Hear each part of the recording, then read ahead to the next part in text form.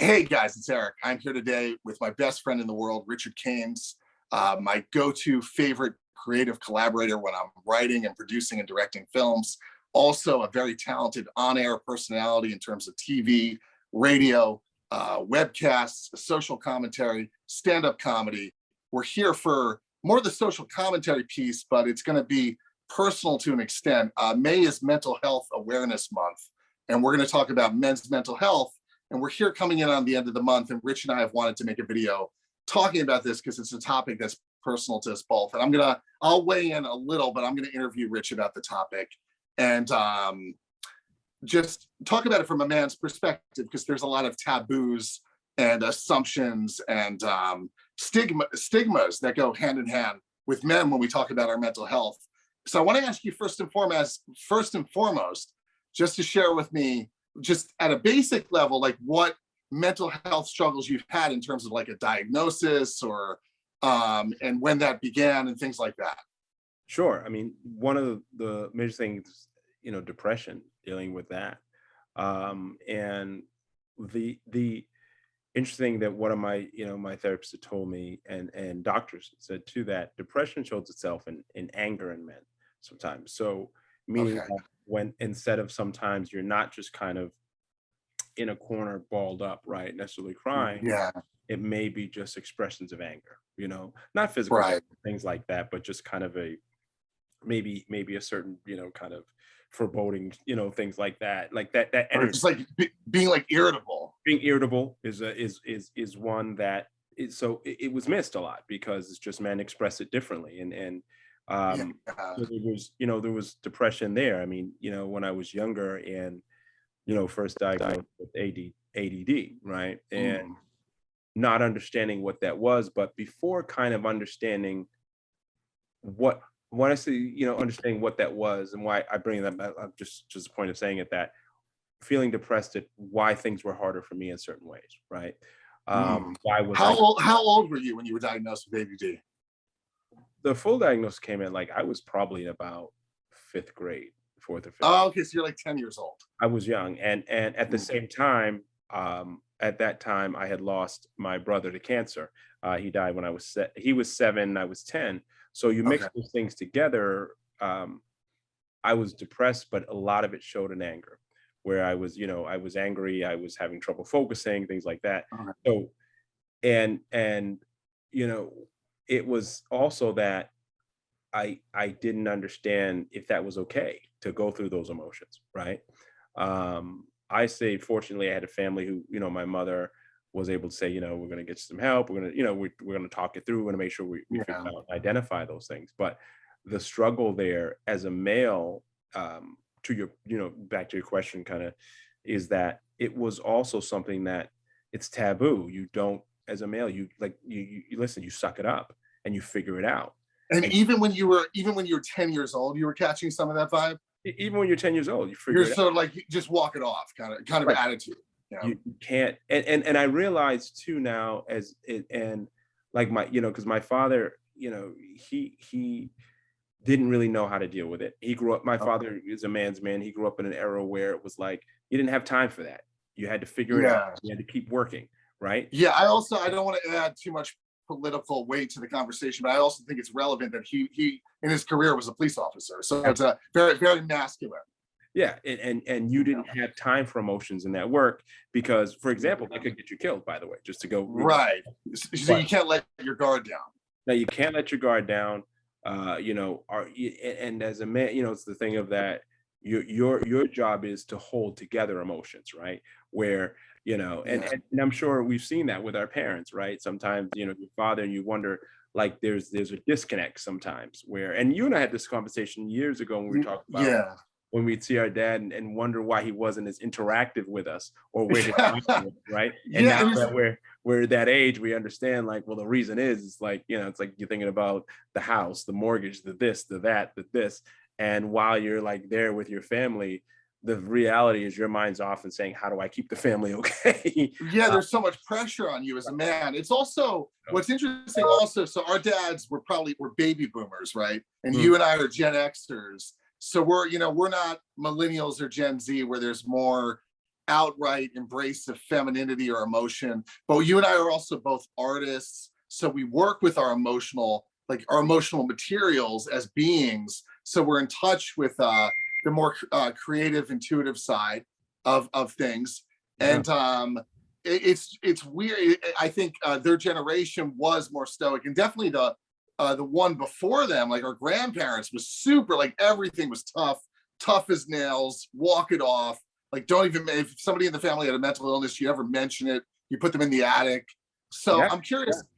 The big question I wanted to ask you in advance of this conversation was, like, how do you navigate that as somebody who's dealt with depression and ADD? And I'm not sure if depression got its own diagnosis, but I know it was a symptom. Like, how do you navigate that in terms of also feeling strong or solid in your masculinity? Like, what is your comment on that? Well, I think that one is the identifiers, right? Okay. Saying that it's, well, I guess what you find in the like saying identifying is knowing, okay, this is what's going on. This is what's happening Right. now. Okay. And also it's okay for me to work through it.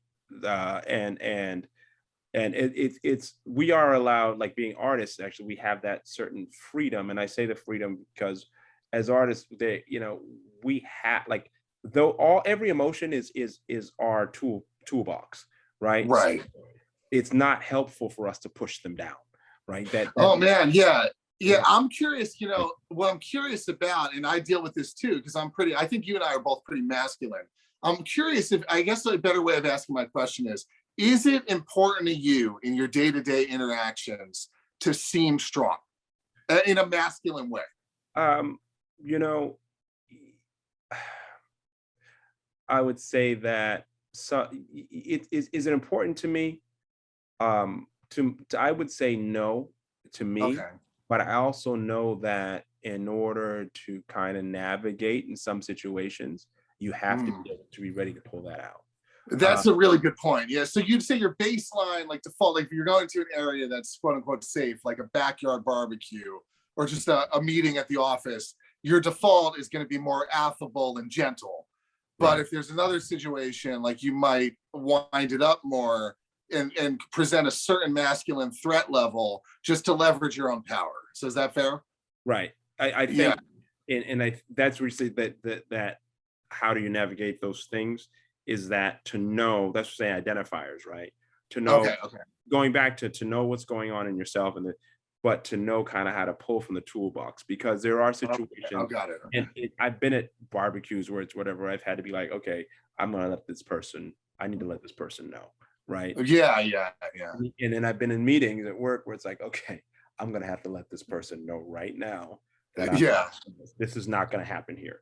And it's, but you can only do that, right, when you're in a balanced, healthy mental state, because Right. Okay. if you're not, you have no control over where those go. Um, Do you as a man, like, with this sort of expectations to be masculine, even if it's only in certain situations, even if it's only to have the power, as you say, in the toolbox ready to go, do you feel with the mental illness, the sort of inner turmoil, do you feel any shame attached to it because of how society has come to expect you to act as a man? Like, yeah. is there any part of you that feels it's weak to be mentally ill or to have a mental illness? Well, yeah. I mean, that was something now I can say I don't have, but Okay. that was not the case years ago. Okay. Um, that and but I say it because I was fortunate enough to be able to find the place to work it through and have people to talk it through with, and examine myself, and a lot of introspection, a lot of looking at things, and the examination of why that's looked at away. But that's what I'm saying. So I arrived there. I want to say I So, don't but say that before I'm you were not there. Yeah, but there was a before point. you arrived there, Yeah. got it. So before you arrived there, would you say, like, it was more of a prerogative for you to make sure that everybody knew you were tough? Yeah. Don't let me. So like, I think that's the way, and I'm not making that personal to you. I'm saying, like, I think that's the way men are kind of programmed. Yeah. Like, the starting point is to send the message out that you're tough, you're threatening, and everybody has a different starting point within that in terms of height and appearance and different things. So on that note, and this is a question we talked about before we started recording. I want you to talk about all that goes with that, and in being perceived as masculine and or as somebody that has mental disorder or a mental disorder as a black man? As I know you have a lot to say about that. Well, yes, and the fact that because what you're combat when you add it's interesting to add race into it, and you have to because the dynamics change and there's weight to everyone, and I say it Yeah. on both sides. So I can speak, for myself as a black man, that what happens is you've got to be tough, right? You're expected to Okay. be tough. That's you've got people saying if you can't, if you're not a tough black dude, that's part of your quote unquote swag, right? That's Okay. that's part of what it means to be a black man is to be tough. And then also that unfortunately in the levels of abuse that have happened to the black community, that the as a black man you need to show that you can sustain it, right? And still Okay. continue to move on. I one thing I want to we've talked about this. We talked about it, I think, about a month ago, where if part of the mental strain and talk about mental health is the ability to kind of take daily hits and I say this as a black male, where the level of anxiety that I have if I see a cop just sitting in a speed trap, okay, Right. that Right. that level of anxiety that I have, if I'm stopped, the level of anxiety that I have, it could be a traffic, it could be anything, but my anxiety is different than someone else and I've not done Yeah. anything. But the thing is, that's an everyday thing. So you say as a black man, Mhm. it's a constant balance of I don't want to be taken advantage of, and I know that I can be abused for being a black man, that someone could say, Mhm. I'm gonna, but then at the same time, I have to be careful that I'm not threatening. So now, Yeah. now my mind is in anxiety of, hey, officer, excuse me, sir. And it's funny, my father used to always say, officer, be polite, Okay. this and that. I've had officers think that I'm being patronizing, and it got worse because I was polite. So Oh, because you were too polite. It was like they felt you were playing a game. they thought I was playing a game, and it's like, no, no, look, I'm being. But why I say so, going to that part of that mental health of the anxiety of being like, okay, I've got to find a way so that I'm not, I'm in control of my emotions. I'm not a pushover, but I'm also not threatening. And Mm. so the weight of that going back into depression because all that's happening is because I know that there's someone that thinks of me as inferior. I am looked at as lower class citizen.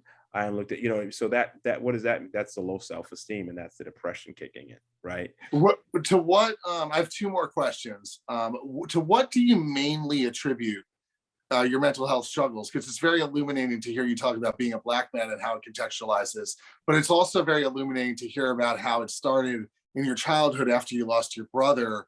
Is it a constellation of factors and stressors, or is there one area in which, like, if you're not careful, the symptoms will get set off? I think, there was a couple things, but I would say the death of my brother was a big one because one, like I was 10. Okay. So, that why I say that is that, your comprehension of death and things like that. I mean, that's, it kind of got trial by fire and understanding of it, right? Yeah. And then it also was that he died of cancer. And why I say that it was he didn't get hit by a car, right? He didn't fall off a cliff. He wasn't murdered but why I'm saying those things, it's something that kind of came out of nowhere, no one had control of, right? How long did it last from when he was diagnosed to when he died? So 2 years, 2 years. Okay. So he So was this is a lot of your upbringing. Like, that's a big piece of your formative years. Now, yeah. is it still with you every day, that Oh yeah. experience? You don't like I tell people all the time when you have a loss or of someone who's very close to you or any traumatic experience, right? But let's use loss. And what Okay. there's two things that it taught me. One is that it doesn't go anywhere. You just learn to walk with it, right? Because Okay. there are days that I mean, look, I 45 years old, and it happened when I was 10, and there are days that it feels like it's like it'll hit me, and if I'm not careful, it's like a wave, right? Of that it can send me, it could send me into, it feels like yesterday, and I could need to step away and cry or something for a minute. It's So it's brand new. it will be like that. And you just have to kind of know that it's there, and it doesn't now, I mean, of course, it's fewer and far between now, Okay. but it still happens. And then Right. the other factor is that, that how can I say the example of it also taught me that, like, one of the worst things in the world had happened, and um I was okay, right? I went through Oh, okay. some of it, but you survived. I mean, that was the heaviest loss, isn't it? So it also was something that, like I said, when that depression hits, it's heavy, but it also, one of the things, like, if I look at it prospectively, where it's like that was the worst thing that's ever happened in my life, and I'm okay. I made it through. Mm, Not saying yeah. it was fun, not saying it was easy, not saying, Yeah. but you make it through. So it's like you have a resilience. So, but again, these are things that had, therapy, I was able to talk it through. I had a safe space to talk about those things, and within my family. Uh, Mhm. and men, and they say that because men in general, we don't have that all the time. We're not allowed to have emotions like that.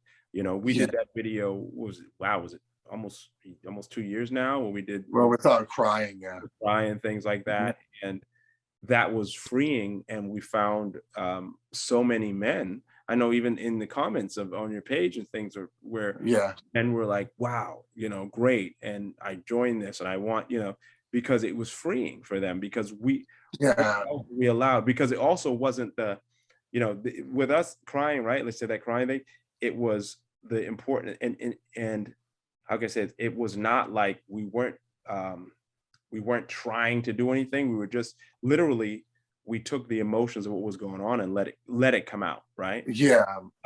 While in a masculine, still being a man, right? And doing that, Yeah.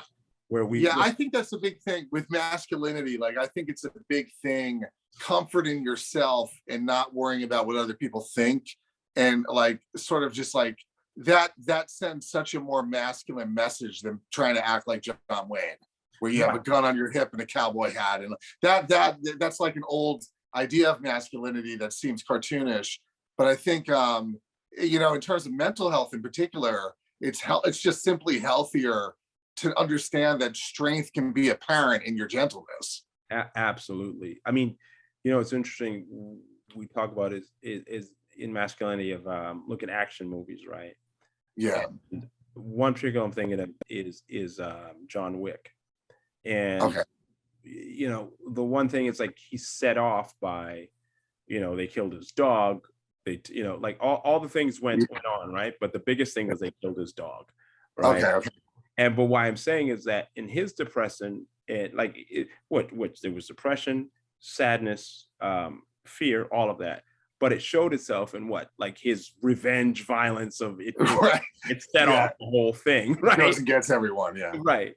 And so I say that that's the acceptable masculine way to deal with Right. apathy, right? That's It's the like, right, that's it's the okay, acceptable response.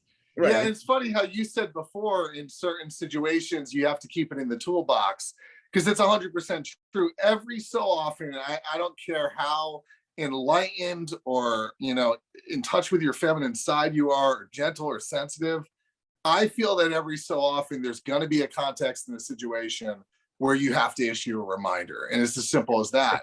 And Yeah. I know that that can get very dicey, where it's like I can sound paranoid saying that, where Mhm. it's like all of a sudden I'm like, you know what, today's the day. I'm gonna torment somebody just to make sure I'm tough. It's not like that, but I think there are contexts and scenarios where the classic John Wick response is on the table. But the truth is, for most of your life, that's like, yeah, you don't have to escalate situations. Right. Well, it's interesting you bring that up, because there's been, situations where I remember we were in Florida last year. I was there with my girlfriend and our daughter, and we were there.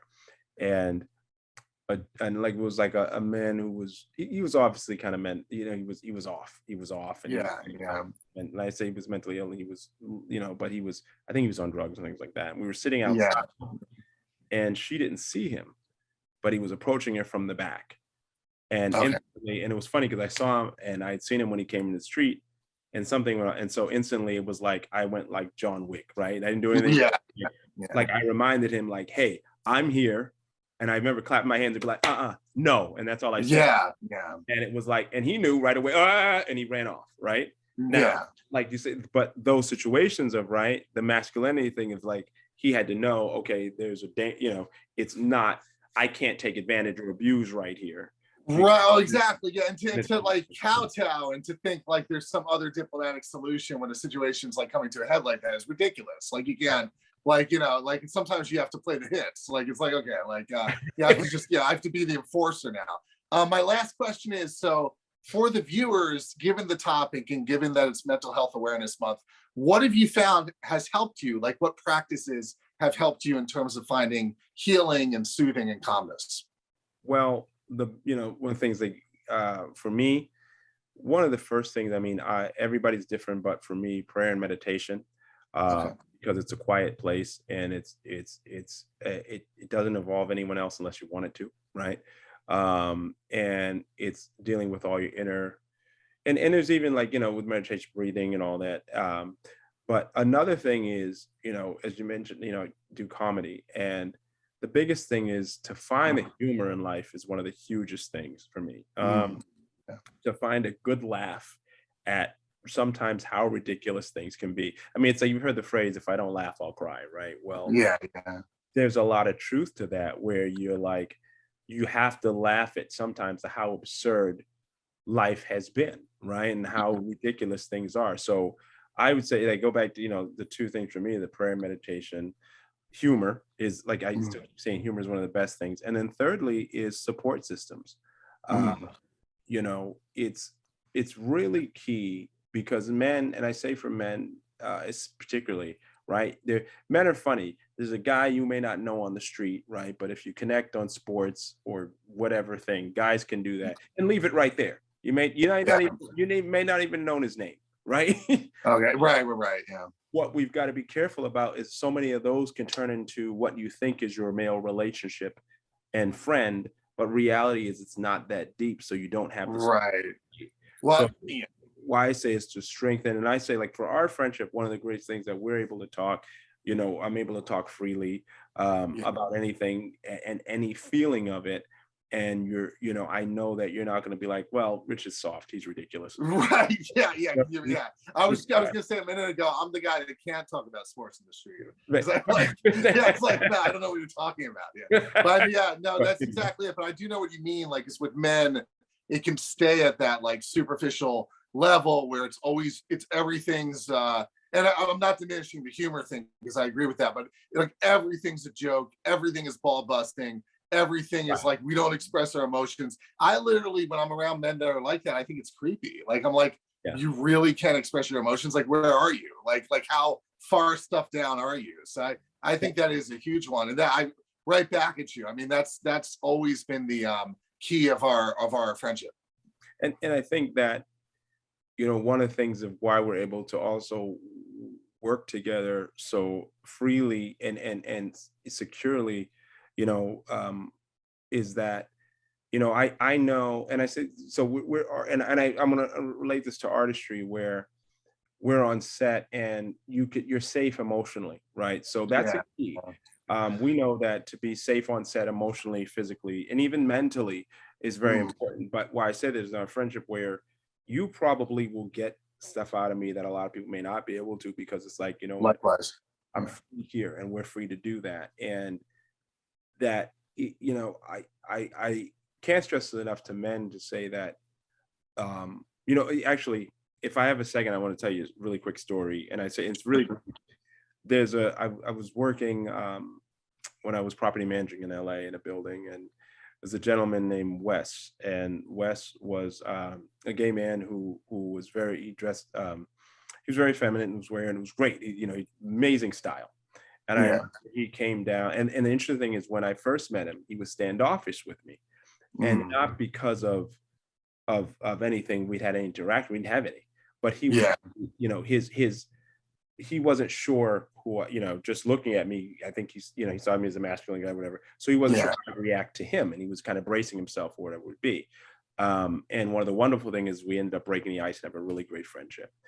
But Uh, the point is, he walked one day through the lobby, and he had this beautiful silk robe on, right, with this like almost like this. I won't say it was like a negligee, but it was something like that with some heels. yeah, He came walking through the lobby, and it was funny. It was like out of a movie because like the wind was blowing through the door, and it was like blowing, and he was walking, and I remember looking at him and having, and I say it's a kind of a weird thing, like a healthy jealousy of how free he was as to who he was. yeah, He was just, I was like, and I remember just being like, "Go ahead, Wes," just like, yeah.